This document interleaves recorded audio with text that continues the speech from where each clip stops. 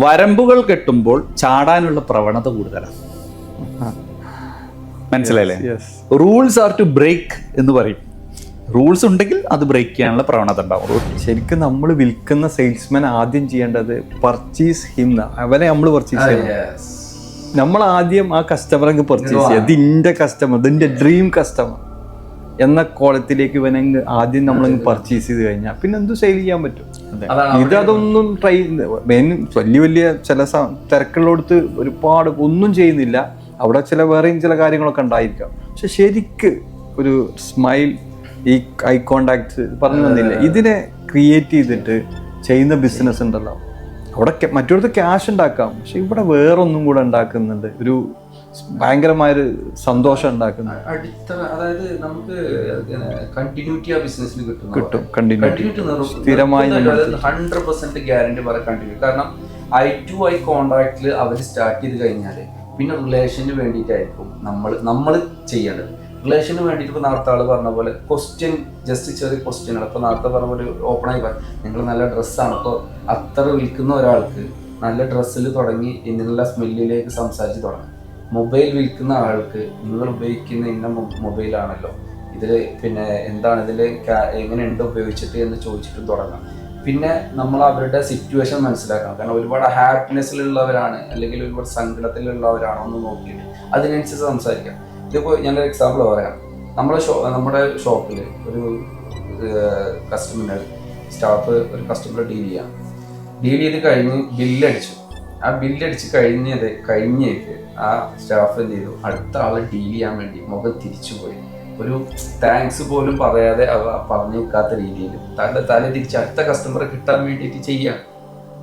ആ സമയത്ത് ഞാൻ ആ കസ്റ്റമർ ഒന്ന് ഡീൽ ചെയ്തു. അതായത് എനിക്കത് മാനസികമായിട്ട് അവിടെ നമ്മളവിടെ ഇരുന്നപ്പോൾ നമുക്ക് മാനസികമായിട്ടൊരു ഫീൽ ചെയ്തു. ആൾ വന്ന സിറ്റുവേഷൻ എന്താണെന്ന് വെച്ചാൽ കയ്യിലൊരു ഇഞ്ചക്ഷൻ അടിച്ചിട്ട് നമ്മൾ അത് ഒട്ടിക്കുമല്ലോ, ഇഞ്ചക്ഷൻ കഴിഞ്ഞതിൻ്റെ ബ്ലഡ് വലിക്കാനുള്ള ഒരു ഇഞ്ചക്ഷനായി അത് വെച്ചിട്ടുണ്ടായിരുന്നു. അപ്പോൾ ഞാൻ അവരോട് പറഞ്ഞു, നിങ്ങൾക്ക് എന്തെങ്കിലും പിന്നെ അസ്വസ്ഥത ഉണ്ടെങ്കിൽ ഞാൻ ഇത് കണ്ടു, നിങ്ങൾക്ക് എന്തെങ്കിലും ബുദ്ധിമുട്ടുണ്ടോ, അത് അങ്ങനെയാണെന്നുണ്ടെങ്കിൽ ഇവിടെ ഇരിക്കാട്ടോ, കുഴപ്പമില്ല, ഞാൻ 2 മിനിറ്റ് ഇരുന്നിട്ട് പോയാൽ മതി എന്ന് പറഞ്ഞു. അപ്പോൾ ആള് എന്നോട് ഒന്ന് ചിരിച്ചു. എന്നോട് ചിരിച്ചു പറഞ്ഞു, എന്നോട് ഇല്ല കുഴപ്പമില്ല, എനിക്ക് പനിയായിരുന്നു, അപ്പോൾ ഞാൻ ഡോക്ടറെ കാണിച്ചു വന്നതാണ്, അതിന് ശേഷമാണ് ഇത് ചെയ്തതെന്ന് പറഞ്ഞു. അത് പറഞ്ഞതിന് ശേഷം ആൾ എന്നോട് ചോദിക്കുകയാണ്, എൻ്റെ കുട്ടിക്കൊരു ടാബ് വേണമെന്ന് ആഗ്രഹം. ഞാനിപ്പോൾ ഇങ്ങനെ കണ്ടപ്പോഴാണ് എനിക്ക് ടാബ് വേണമെന്ന് ആഗ്രഹിച്ചത്. അപ്പോൾ എനിക്ക് ടാബ് നല്ലതേതാണെന്ന് ചോദിച്ചു. അപ്പോൾ ഞാൻ പറഞ്ഞു, ഇങ്ങനെ മോഡലുകളൊക്കെ ഉണ്ട്, എന്താണ് സ്പെഷ്യൽ, കുട്ടിയുടെ ബർത്ത്ഡേ എന്തെങ്കിലും ആണോ? ഞാൻ അങ്ങനെയൊക്കെയാണ് ചോദിച്ചത്. അത് ഒരിക്കലും ഇത് മേടിച്ചോളൂ, ഇത് നല്ലതാണ് തന്നെ ഞാൻ ചോദിച്ചു, എന്താണ് മോൾക്ക് അങ്ങനെ എടുത്തു കൊടുക്കാൻ, ബർത്ത്ഡേ ആണോ അല്ലെങ്കിൽ അവർ പാസ്സായിട്ടുണ്ടോ അല്ലെങ്കിൽ എന്തെങ്കിലും സ്പെഷ്യൽ എന്തെങ്കിലും? അപ്പോൾ എന്നോട് പറഞ്ഞു, മോൾക്ക് ഇത്ര വയസ്സാകാൻ പോവാണ്, അതിൻ്റെ ഇതുണ്ട്, അതിന് ഗിഫ്റ്റ് കൊടുക്കാനാണ് എനിക്ക് ഇത് വേണമെന്ന് പറഞ്ഞു. നമ്മൾ കൂടുതൽ സംസാരിക്കേണ്ടത് എന്താണ്, നമ്മളെ പ്രൊഡക്റ്റ് പുഷ് ചെയ്യാണെന്ന് തോന്നിപ്പിക്കുന്ന രീതിയിലല്ല സംസാരിക്കേണ്ടത്. അങ്ങനെ ആൾ എന്ത് ചെയ്തു, ആ ഫോൺ എടുത്തു, നമ്മുടെ സ്ലിപ്പിൽ ആളുടെ അഡ്രസ്സ് തന്നു. എന്നോട് പറഞ്ഞു മെയിൽ ഐ ഡി. ഞാൻ പറഞ്ഞു, മെയിൽ ഐ ഡി നിങ്ങൾ തന്നു കഴിഞ്ഞാൽ ഞാൻ നിങ്ങൾക്ക് എൻ്റെ ഓഫറുകൾ വരുമ്പോൾ നിങ്ങൾ അറിയിക്കാം. മെയിൽ ഐ ഡി തന്നു, കോണ്ടാക്ട് തന്നു, നമ്മുടെ വെബ്സൈറ്റിനെ പറ്റി ആൾ ചോദിച്ചു. ഒക്കെ പിന്നെ 80-20 ആണ്. 20 നമ്മൾ പറഞ്ഞു, 80 അവർ സംസാരിക്കുകയാണ്. ഇവിടെ റിലേഷൻ ആയി.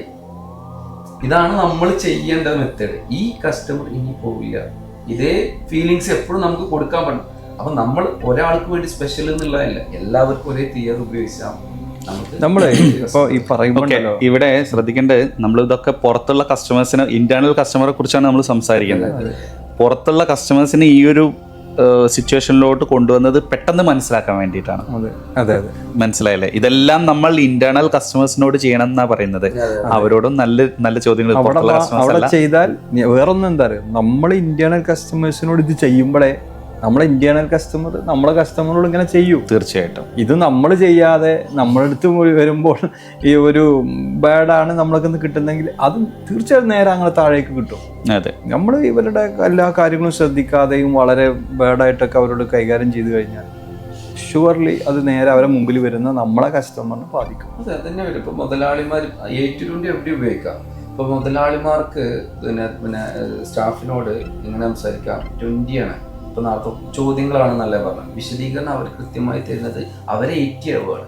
അവരുടെ മുതലാളിയുടെ മുന്നിൽ, കസ്റ്റമർ മുന്നിൽ അവർ 20 ആവുകയാണ്, കസ്റ്റമർ 80 ആവുകയാണ്.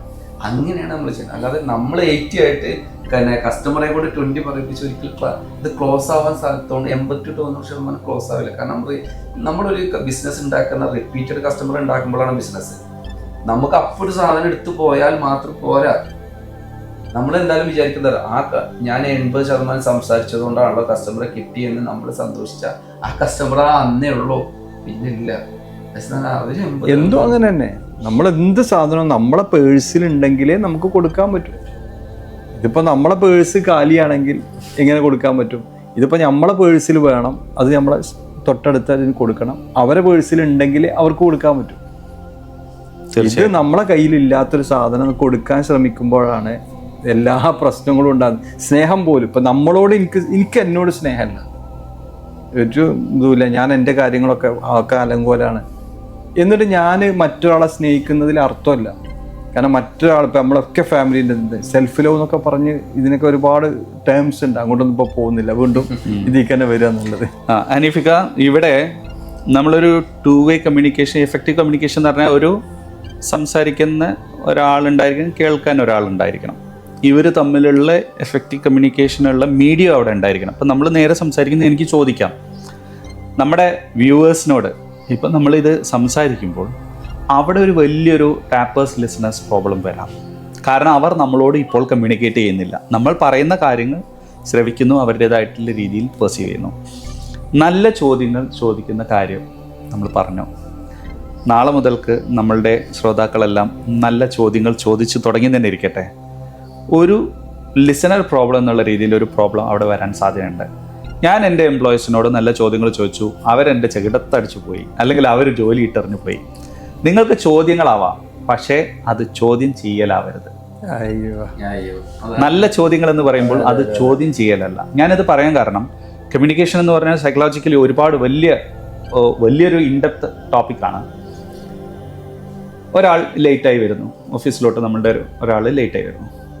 അപ്പോൾ നമുക്കറിയാം സമയം 10 മണിക്ക് ലോഗിൻ ചെയ്യേണ്ടത് 10:30 ലോഗിൻ ചെയ്തു. എന്താടോ 10:30 സമയം? അപ്പോൾ ആൾ പറയാണ്, സാറ് ലീവ് ഇട്ടോളൂ. അവിടെ ഇഷ്യൂസ് വന്നു, ഫൈറ്റ് വന്നു. അവിടെ പറഞ്ഞത് കറക്റ്റാണ്, 10:30 ആയല്ലോ, എന്താ ലേറ്റ് ആയത് എന്നുള്ളതാണ് ചോദ്യം ചെയ്യുന്നത്. പക്ഷെ ആ ചോദ്യം ചെയ്തുകൊണ്ടാണ് ലീവ് ഇട്ടോളൂ എന്ന് പറഞ്ഞത്. അപ്പൊ അവിടെ പറയുന്നു ലീവ് ഇട്ടോളൂ. അവിടെ അതൊരു നെഗറ്റീവ് ടോക്കാണ്. ഈ ടൂണാണ് അങ്ങോട്ട് ചെന്നത്. ഇത് ചോദ്യമാണിത്. അതും ചോദ്യം തന്നെ. എന്താടോ 10:30 ആയില്ലേ സമയം? സാറിന്റെ വാച്ചിലൊക്കെ അറിഞ്ഞൂടെ? സാറിന്റെ കയ്യിൽ വാച്ചില്ലേ എന്ന് ചോദിക്കാം. 10:30 ആ ഉത്തരം കൊടുത്തു. അപ്പോൾ ഇത് വലിയ സയൻസ് ആണോ എന്ന് ചോദിച്ചു കഴിഞ്ഞാൽ ആണ്. പക്ഷെ അതൊക്കെ നമുക്ക് പഠിച്ചെടുക്കാനുള്ള കാര്യങ്ങളുണ്ട്. നമ്മൾ ഈ നല്ല മൂഡിലല്ല നിൽക്കുന്ന സമയത്ത് നിങ്ങൾ ഇത്തരത്തിലൊരു ചോദ്യം ചോദിച്ചു നോക്കൂ,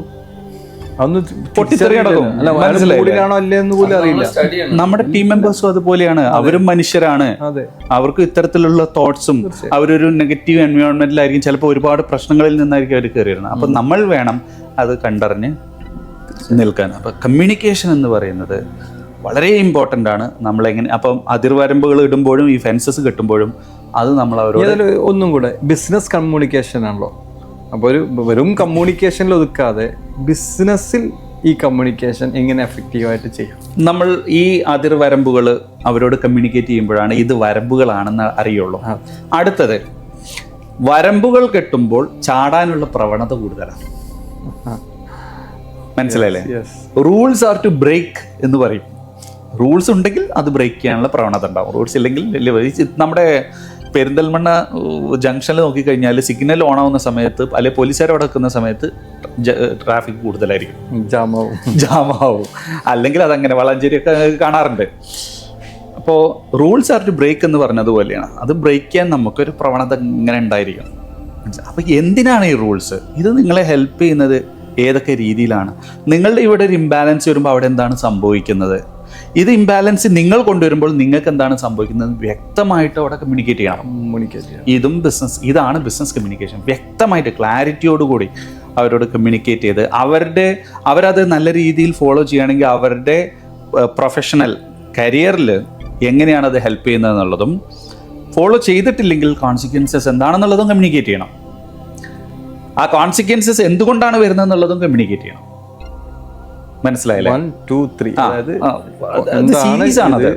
അതിന്റെ കോൺസിക്വൻസ് എന്താണ്, നിങ്ങൾക്ക് എന്താണ് കോൺസിക്വൻസസ്, ഗുണം എന്താണ്, ദോഷം എന്താണ്, നമ്മുടെ സിസ്റ്റത്തിന് എങ്ങനെയാണ് അത് കോൺസിക്വൻസസ് എന്തൊക്കെയാണ് ക്രിയേറ്റ് ചെയ്യുന്നത് എന്നുള്ളത് പറയുന്നിടത്താണ് അവർക്കിത് കാര്യങ്ങൾ മനസ്സിലാവുന്നത്.